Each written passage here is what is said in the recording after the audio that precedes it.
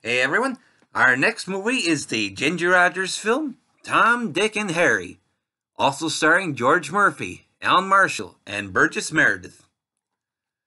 Now, telephone operator Janie, Ginger Rogers, has been going for a long time with car salesman Tom, George Murphy, and he has decided to propose after a recent promotion. Now, Janie tentatively says yes, although she dreams of being able to meet and marry a millionaire. Now, of course, the next day she sees a big car owned by a millionaire driving by her bus stop, and she just decides to get in.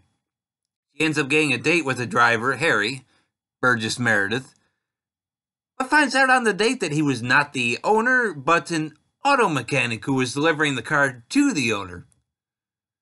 And after one date with him, he proposes, and she accepts, particularly due to the power of his kiss.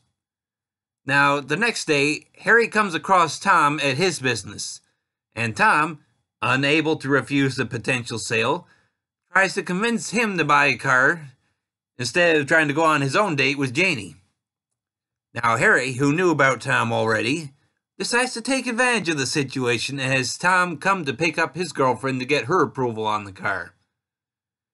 Now, Tom is, of course, shocked when he stops in front of Janie's house, and he ends up leaving the two of them at Inspiration Point, which is actually a makeout spot for couples.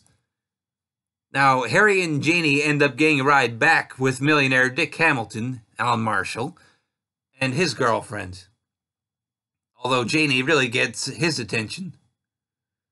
Now, the next day, she disconnects the call between Dick and his girlfriend, which results in them breaking up, since each thought the other hung up. Now, Dick asks Janie out and flies her to Chicago. On the return trip, Janie tricks him into proposing, but he likes the idea and leaves the offer open. And of course, he says yes. But upon returning to her home, they are met by Tom and Harry, and now Janie must make a choice of who to marry. Now, after her dramatic turn in Kitty Foyle, Ginger Rogers followed it up with this movie. She returned to a comedy and was reteamed with her Bachelor Mother director, Garson Kanin. Now, the Oscars that year took place during filming of this movie, and Ginger won Best Actress for Kitty Foyle. Now, afterwards, she was famously greeted by the male cast and crew of this movie wearing top hats and tails in her honor.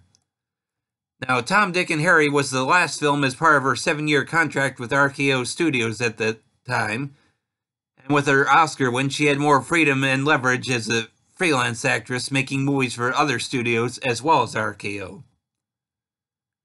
I will admit, as I've been going through Ginger's filmography in order, well, at least in the order for the movies that I actually have, I was very, very reluctant to return to this one. I saw it once at the beginning of the decade, and it was one that I didn't take to very strongly at that time. So imagine my surprise when I found it a whole lot more enjoyable the second time around. A lot of the humor worked much better, and it was fun seeing Phil Silvers in one of his early roles. Even if he was supposed to be an annoying character as the ice cream man trying to sell his ice cream at Inspiration Point, and ruining many a good romantic mood at the place, no doubt. What made this movie weird for me on the first viewing, and to a degree still did again this time, was the dream sequences as she imagines life married to each of the men, plus the final one where she was married to all three. Now, those sequences were definitely funnier this time around, but still feels weird seeing the kids in those dreams, which really amounted to being the actors made up to look younger and the way they filmed it. But honestly, though, that is probably the main complaint I have against this movie, as it was a lot of fun the second time around.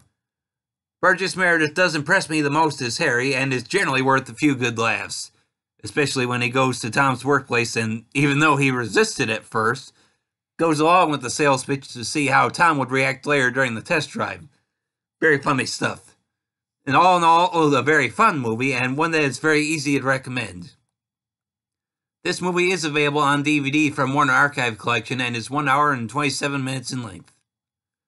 Well, that's all I have to say on this one, everybody. Thanks for listening, and I hope you'll be back for more.